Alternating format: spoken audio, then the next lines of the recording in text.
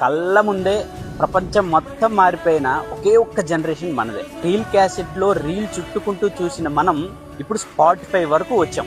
₹1 కాయినేసి ఆ డబ్బా ఫోన్లో మాట్లాడే దగ్గర నుంచి అమెరికాలో ఉన్నోడితో అర సెకండ్లో మాట్లాడే వరకు వచ్చాం. బ్లాక్ అండ్ వైట్ టీవీలు వాడింది స్టార్ట్ చేసింది మనమే. ఏఐ రోబోట్స్ని మన కళ్ళ ముందే తయారు చేసింది మనమే. స్కూల్లో కంప్యూటర్ పీరియడ్ వస్తుంది అని అంటే గజగజ వణికిన వాళ్ళం మనమే.